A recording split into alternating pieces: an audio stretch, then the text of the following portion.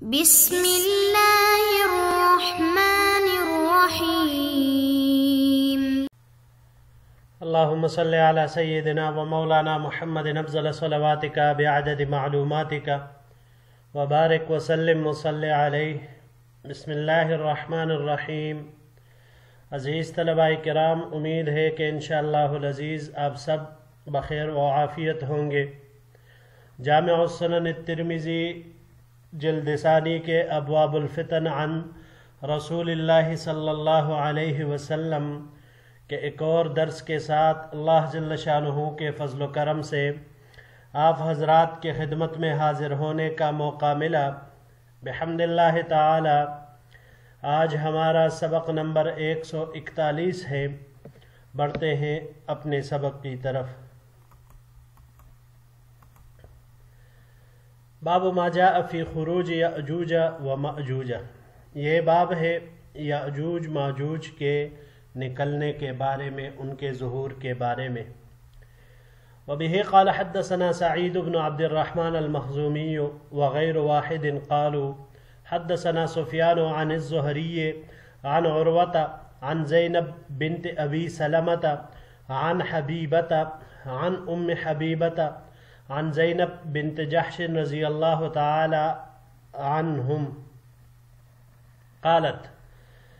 ہمیں روایت کی سعید بن عبد الرحمن مخزومی نے، اور ان کے علاوہ کئی دیگر حضرات نے. یہ سب حضرات فرماتے ہیں بشمول سعید بن عبد الرحمن مخزومی کہ ہمیں روایت کی سفیان نے، انہوں نے زہری سے، انہوں نے عروہ سے، انہوں نے زینب بنت ابو سلمہ سے رضی اللہ تعالی عنہ، انہوں نے حضرت حبیبہ رضی اللہ تعالی عنہ سے، انہوں نے ام المؤمنین ام حبیبہ رضی اللہ تعالی عنہ سے، اور انہوں نے ام المؤمنین زینب بنت جحش رضی اللہ تعالی عنہ سے. قالت. زینب بنت جحش رضی اللہ تعالی عنہ فرماتی ہے: استيقظ رسول اللہ صلی اللہ علیہ وسلم من نوم محمرا وجهه وهو يقول کہ حضور نبی کریم صلی اللہ علیہ وسلم ایک مرتبہ نیند سے ایسی حالت میں بیدار ہوئے کہ چہرہ انور سرخ ہو رہا تھا، اور آپ صلی اللہ علیہ وسلم فرما رہے تھے: لا الہ الا اللہ یرددها 3 مرات. 3 مرتبہ حضور نبی کریم صلی اللہ علیہ وسلم نے لا الہ الا اللہ دہرایا، یہ کلمہ دہرایا. ویل للعرب من شر قد اقترب. ہلاکت ہے عرب کے لیے. فتح اليوم من ردم یاجوج و ماجوج مثل هذه. اب یہ جو آپ صلی اللہ علیہ وسلم نے فرمایا کہ ہلاکت ہے عرب کے لیے اس شر سے جو قریب آ چکا ہے. فتح اليوم من ردم یاجوج و ماجوج مثل هذه. آج کے دن یاجوج ماجوج کی روم یعنی بڑے بند میں اپنا سوراخ کھل گیا ہے. وعقد 10. اور آپ علیہ السلام نے اپنے انگوٹھے اور شہادت والی انگلی کو ملا کر ایک حلقہ بنا کر صحابہ کرام حضرت زینب بنت جحش رضی اللہ تعالی عنہ کو دکھلایا کہ اتنی مقدار میں انہوں نے اس میں سوراخ کر لیا ہے، اتنا انہوں نے کھول لیا ہے. قالت زینب. حضرت زینب رضی اللہ تعالی عنہ فرماتی ہے: قلت یا رسول اللہ صلی اللہ علیہ وسلم افنہلک وفینا الصالحون. اے اللہ کے رسول صلی اللہ علیہ وسلم، کیا ہم ایسے حال میں ہلاک کیے جا سکتے ہیں جب ہمارے اندر صالحین موجود ہوں؟ قال. حضور نبی کریم صلی اللہ علیہ وسلم نے ارشاد فرمایا: نعم اذا کثر الخبث. ہاں، جب شر کی کثرت زیادہ ہو جائے، خباثت زیادہ ہو جائے، گندگی زیادہ ہو جائے تو پھر ہلاک ہو سکتے ہو. کئی دفعہ ہم نے اس کا ترجمہ کیا ہے کہ دنیا کے اعتبار سے سب ایک برابر ہوں گے، آخرت میں ہر ایک اپنی نیت کے مطابق اٹھایا جائے گا، اعمال کے مطابق اٹھایا جائے گا. ھذا حدیث حسن صحیح. یہ حدیث حسن صحیح ہے. وقد جود سفیان ھذا الحدیث. اور سفیان رحمہ اللہ نے اس حدیث کو جید قرار دیا ہے.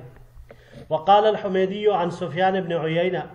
امام حمیدی یہ سفیان بن عیینہ کی طرف سے فرماتے ہیں حفظت من الزہری فی الاسناد اربع نسوۃ کے میں نے امام زہری سے اس سند میں 4 عورتیں یاد کی ہیں، زینب بنت ابی سلمہ عن حبیبہ، یہ دونوں وہما ربیبتا النبی صلی اللہ علیہ وسلم، یہ دونوں خواتین حضور نبی کریم صلی اللہ علیہ وسلم کی ربیبہ تھیں، عن ام حبیبہ عن زینب بنت جحش زوجین نبی صلی اللہ علیہ وسلم، ام حبیبہ اور زینب بنت جحش رضی اللہ تعالی عنہما یہ دونوں حضور نبی کریم صلی اللہ علیہ وسلم کی زوجات مطہرات ہیں۔ وروا معمر هذا الحدیث عن الزہری ولم یذکر فیہ عن حبیبہ، معمر نے یہ روایت امام زہری سے نقل کی ہے لیکن اس میں حبیبہ کا ذکر نہیں ہے۔ زینب بنت ابو سلمہ کے بعد جو حبیبہ آ رہی ہے ان کا ذکر معمر کی روایت میں نہیں ہے۔ جی عزیز طلباء کرام، 1-2 درس پہلے ہم نے پڑھا تھا یاجوج ماجوج کے ظہور کے بارے میں کہ یہ علامات قیامت میں سے ہے، اور وہاں پر ہم نے یہ بھی ذکر کیا تھا کہ امام ترمذی رحمہ اللہ جس طرح طلوع الشمس من مغربہا کے اوپر مستقل باب قائم کریں گے تو اسی طرح یاجوج ماجوج کے اوپر بھی، ان کے ظہور پر بھی، تو یہاں پر امام ترمذی رحمہ اللہ نے باب مقرر کیا اور یہاں پر تفصیلاً ان کا ذکر فرما رہے ہیں۔ پہلی بات یہ یاد رہے عزیز طلباء کرام کہ یاجوج ماجوج کے متعلق بعض اسرائیلیات اور تاریخی خود ساختہ کہانیاں ہیں جو بالکل بے بنیاد ہے، جن کی کوئی حقیقت نہیں ہے اور کوئی بنیاد ہی نہیں ہے۔ اسی وجہ سے اکثر مفسرین اور محدثین حضرات نے ان کو رد کیا ہے۔ ہم یاجوج ماجوج کو قرآن کریم اور صحیح احادیث میں جتنا ان کے متعلق وارد ہے اس کے روشنی میں ذکر کرتے ہیں۔ قرآن و سنت کی تصریحات سے اتنی بات تو بغیر کسی شک اور تردد کے ثابت ہے کہ یاجوج ماجوج انسانوں ہی کی قومیں ہیں، عام انسانوں کی طرح حضرت نوح علیہ السلام کی اولاد میں سے ہیں، اور قیامت کے قریب مخصوص حالات میں ان لوگوں کا ظہور ہوگا، اور یہ وہ وقت ہوگا کہ جب حضرت عیسیٰ علیہ السلام نازل ہو چکے ہوں گے، اور جب وہ دجال کو قتل کر دیں گے لد کے مقام پر تو اللہ جل شانہ کی طرف سے حکم ہوگا کہ میں اپنے بندوں میں سے ایسے لوگوں کو نکالوں گا کہ جن کے مقابلے کی کسی کو بھی طاقت نہیں، لہٰذا آپ مسلمانوں کو جمع کر کے کوہ طور پر چلے جائیں۔ چنانچہ حضرت عیسیٰ علیہ السلام اللہ جل شانہ کے حکم پر ایسے ہی کریں گے، پھر اللہ جل شانہ یاجوج اور ماجوج کو نکالیں گے، ان کا ظہور ہوگا، تو پھر وہ انتہائی تیز رفتاری کے سبب ہر بلندی کی جگہ سے پھسلتے ہوئے دکھائی دیں گے۔ ان میں سے پہلے لوگ وہ بحیرہ تبریہ کہتے ہیں اسے، اس سے گزریں گے، اور جب وہاں سے گزریں گے وہ پہلے لوگ ابتدائی حصہ تو اس دریا کا پانی بالکل پی لیں گے اور ختم کر دیں گے۔ جب ان کے وہ آخری سرا ان کے لشکر کا وہ وہاں سے گزرے گا تو دریا بالکل وہ مکمل طور پر خشک ہوگا، ان کو یہ بھی پتہ نہیں چلے گا کہ یہاں سے کہیں پانی گزرا تھا یا کیا تھا۔ حضرت عیسیٰ علیہ السلام اور مسلمان کوہ طور پر ہوں گے، دوسرے مسلمان اپنے قلعوں اور محفوظ جگہوں میں پناہ لیں گے، کھانے پینے کا سامان ان کے ساتھ ہوگا، مگر ظاہر سی بات ہے کتنے عرصے تک وہ ہوگا تو وہ کم ہی پڑ جائے گا۔ پھر ان کی اس اذیت کو دیکھ کر حضرت عیسیٰ علیہ السلام اور تمام مسلمان اللہ تعالیٰ سے دعا کریں گے اور اللہ جل شانہ ان کی دعا کو قبول فرمائیں گے۔ پھر ان یاجوج ماجوج پر ایک وبا کی صورت میں ایک بیماری بھیجیں گے جو یاجوج ماجوج تھوڑی ہی دیر میں سب کا صفایا کر دے گی، سب کے سب مر جائیں گے۔ پھر اس کے بعد حضرت عیسیٰ علیہ السلام اور ان کے ساتھی کوئی طور سے نیچے آئیں گے، تو جب زمین پر دیکھیں گے تو ایک بالش برابر بھی جگہ خالی نہیں ہوگی، مطلب ہر جگہ پر زمین ان کی لاشوں سے بالکل اٹی ہوگی، بری ہوگی، اور ان کی لاشوں کی وجہ سے سخت تعفن پھیلا ہوگا۔ پھر حضرت عیسیٰ علیہ الصلوۃ والسلام اور ان کے رفقا اللہ تعالیٰ سے دعا کریں گے اور اللہ جل شانہ ان کے دعا کو قبول فرماتے ہوئے یہ لاشوں کو بھی ختم کرنے کا سامان مہیا کر دیں گے، اور بہت باری برکم پرندے اللہ جل شانہ بھیجیں گے اپنے مخلوق میں سے، جن کی گردنیں اونٹ کی گردنوں کی مانند ہوگی۔ حدیث میں آتا ہے ان پرندوں کی گردنیں اونٹ کی گردنوں کے مانند ہوگی۔ وہ ان لاشوں کو اٹھا کر جہاں پر اللہ نے ان کو مامور کیا ہو وہیں پر لے جا کر اس کو ڈال دیں گے، زمین اس سے بالکل خالی اور صاف کر دیں گے۔ بعض روایتوں میں یہ بھی آیا ہے کہ اللہ جل شانہ کی طرف سے پھر حکم ہوگا، بارش نازل ہو جائے گی اور پورے روئی زمین پر کوئی بھی خطہ ایسا نہیں ہوگا جہاں پر بارش نہ ہو، پورے روئی زمین پر بارش ہوگی اور پوری زمین کو اللہ جل شانہ جنگل صحرا جو بھی ہو سب کو اللہ جل شانہ پاک صاف کر دیں گے۔ ایک روایت میں یہ پرندے جو آئیں گے وہ یاجوج ماجوج کو اٹھا کر سمندر میں ڈالیں گے، اس کا بھی تذکرہ آیا ہے، لیکن بہرحال اللہ جل شانہ زمین کو بالکل صاف کر دیں گے۔ پھر اس کے بعد اللہ جل شانہ کی طرف سے زمین کو حکم صادر ہوگا کہ اپنے پیٹ سے پھلوں اور پھولوں کو اگا دے اور اپنے برکات اور ثمرات کو ظاہر کر دے۔ تو اللہ جل شانہ کی جانب سے جب زمین کو حکم ہو جائے گا تو اس کے بعد زمین کے اندر سے وہ ساری برکتیں ظاہر ہونا شروع ہو جائے گی، حتیٰ کہ روایات میں آتا ہے ایک انار ایک جماعت کے کھانے کے لیے کفایت کرے گا، ایک انار پوری جماعت وہ بالکل شکم سیر ہو کر کھائے گی، اور لوگ وہ انار اتنا بڑا ہوگا، اتنا کہ اس کے چھلکے کی چھتری بنا کر سایہ حاصل کریں گے اس سے۔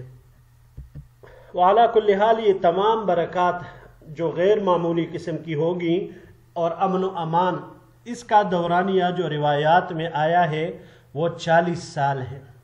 40 سال کے بعد پھر قیامت کے اس کا وقت آ جائے گا، تو اس وقت اللہ جل شانہ ایک خوشگوار ہوا چلائیں گے جس کی وجہ سے مسلمانوں کی بغلوں کے نیچے ایک خاص بیماری ظاہر ہو جائے گی اور سب کے سب وفات پا جائیں گے۔ پھر اس کے بعد صرف اور صرف شریر اور کافر وہ رہ جائیں گے جو کہ زمین کو فساد سے بھر دیں گے، حرام کاری جانوروں کی طرح ہوگی، فساد ہوگا، تو ایسے ہی لوگوں پر اللہ جل شانہ پھر قیامت قائم کریں گے۔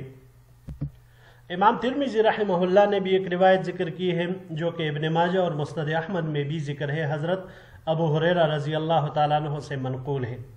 انہوں نے نبی علیہ الصلوۃ والسلام کا ارشاد نقل کیا ہے کہ یاجوج ماجوج ہر روز سد ذوالقرنین کو کودتے ہیں، یہاں تک کہ جب وہ آہنی دیوار کے آخری حصے تک اتنے قریب پہنچ جاتے ہیں کہ دوسری طرف کی روشنی ان کو نظر آنے لگتی ہے، تو اسی وقت یہ لوگ یہ کہہ کر لوٹ جاتے ہیں کہ ہم باقی کل کر دیں گے، کل کود کر پار ہو جائیں گے۔ پھر مگر جب یہ لوگ واپس ہو جاتے ہیں تو اللہ جل شانہ اس کو پھر سے اسی طرح واپس بھر دیتے ہیں، واپس ہو جاتا ہے۔ تو اگلے دن جب یہ پھر واپس آتے ہیں تو پھر از سر نو وہ کودنا شروع کر دیتے ہیں۔ تو جس وقت تک اللہ جل شانہ نے ان کے بند رکھنے کا فیصلہ کیا ہوا ہے اسی وقت تک یہ کود نہیں پائیں گے پورا، لیکن جب اللہ جل شانہ کا حکم ہوگا کہ یہ لوگ نکلے اگلے دن، تو پھر ایک دن پہلے جب یہ وہاں تک پہنچ جائیں گے کہ دوسری طرف کی روشنی نظر آ رہی ہو، تو اس وقت یہ لوگ کہیں گے کہ انشاءاللہ اگر اللہ نے چاہا تو اگلے دن ہم اس کو پار کر لیں گے۔ تو اگلے دن یہ لوگ پھر اس کو وہیں سے شروع کر کے پار ہو جائیں گے، بالکل وہیں پر رہے گا اور اللہ جل شانہ اس کو پورا نہیں فرمائیں گے، تو یہ لوگ اس کو مکمل طور پر کود کر بالکل باہر نکل آئیں گے۔ علامہ ابن العربی رحمہ اللہ نے فرمایا ہے کہ اس حدیث سے معلوم ہوتا ہے کہ یاجوج ماجوج میں بھی کچھ لوگ ایسے ہیں جو کہ اللہ جل شانہ اور اس کی مشیت کو مانتے ہیں، اور یہ بھی ممکن ہے کہ بغیر کسی ارادے کے اللہ نے ان کے زبانوں پر یہ کلمہ جاری کیا ہو تاکہ اس کی برکت سے یہ کام بن جائے، یہ بھی بالکل ممکن ہے۔ مگر ظاہر یہی ہے کہ انبیاء کرام کی دعوت ان لوگوں کے پاس پہنچ چکی ہے اور دعوت ایمانی بھی ان کو پہنچی ہے، مگر یہ لوگ کفر پر جمے رہے، تو اسی وجہ سے ان کو عذاب اپنی جگہ پر وہ ہوگا۔ اب یہاں پر یہ بات آتی ہے کہ یہ جو سد ذوالقرنین ہے اس کا محل وقوع کیا ہے، جغرافیائی اعتبار سے یہ کہاں واقع ہے؟ تو اس کے متعلق علماء فرماتے ہیں کہ وحشی قوموں کے شر سے بچنے کے لیے زمین پر صرف ایک نہیں بلکہ کئی جگہوں پر ایسی دیواریں بنائی گئی ہیں جو کہ مختلف زمانوں میں مختلف بادشاہوں نے مختلف لوگوں کے لیے وہ بنائی تھی۔ تو محرخین کے نزدیک اس کا محل وقوع یہ داغستان کاکیشیا کے دربند باب الابواب میں ہے، یا اس سے بھی اوپر جبل قفقاز یا کوہکاپ کی جو مشہور ہے، کہا جاتا ہے پریوں کی جو اس کو دیس قرار دیا جاتا ہے کوہکاپ، اس کی بلندی پر ہے۔ حضرت انور شاہ کشمیری رحمہ اللہ نے عقیدہ اسلام میں کوہکاف یا قفقاز اس کی صد کو ترجیح دی ہے کہ یہ دیوار ذوالقرنین کی بنائی ہوئی ہے اور اسی کے پیچھے یاجوج ماجوج ہے جو قرب قیامت میں نکلیں گے۔ اب یہاں پر حدیث مبارک میں جو آپ صلی اللہ علیہ وسلم نے فرمایا ویل للعرب من شر قد اقترب، شر، حدیث مبارک میں اس شر سے کیا مراد ہے؟ تو اس میں 3 اقوال ہیں۔ پہلا قول یہ ہے کہ اس شر سے وہ فتنہ مراد ہے جو حضرت عثمان رضی اللہ تعالیٰ عنہ کے شہادت کے وقت اور اس کے بعد واقعہ ہوا، تو ایسا واقعہ ہوا کہ اب تک وہ چلا آ رہا ہے۔ تو بعض حضرات اس سے یہ فتنہ مراد لیتے ہیں۔ دوسرے حضرات کے نزدیک اس سے مراد جو دوسرا قول ہے وہ یہ ہے کہ اس سے وہ فتنے مراد ہے جس کی اس حدیث میں نشاندہی کی گئی ہے، حدیث میں جو ذکر ہوا یہی مراد ہے۔ اور تیسرا یہ ہے کہ اس سے مراد یاجوج ماجوج کا فتنہ ہے۔ ویل للعرب، اب ظاہر سی بات ہے یاجوج ماجوج صرف عرب کے لیے تو نہیں، وہ تو پوری دنیا پر چھا جائیں گے۔ تو ویل للعرب یہاں ان کی تخصیص کی گئی۔ تو عرب کی تخصیص 2 وجہوں میں سے ایک ہے، یا تو اس وجہ سے کہ انہی سے خطاب کیا جا رہا تھا تو اسی لیے عرب ذکر فرما دیے، یا دوسری وجہ یہ ہے کہ عرب اصل ہے اور غیر عرب یعنی عجم وہ ان کے تابع ہے، تو جب اصل کو خطاب ہو جائے تو تابع ان کے ساتھ شریک ہوتے ہی ہیں۔ جی عزیز طلباء کرام، یہی تک ہمارا آج کا سبق تھا۔ انشاءاللہ العزیز زندگی رہی اگلے درس میں ایک نئے باب کے ساتھ پھر آپ کی خدمت میں حاضر ہوں گے۔ السلام علیکم ورحمۃ اللہ وبرکاتہ۔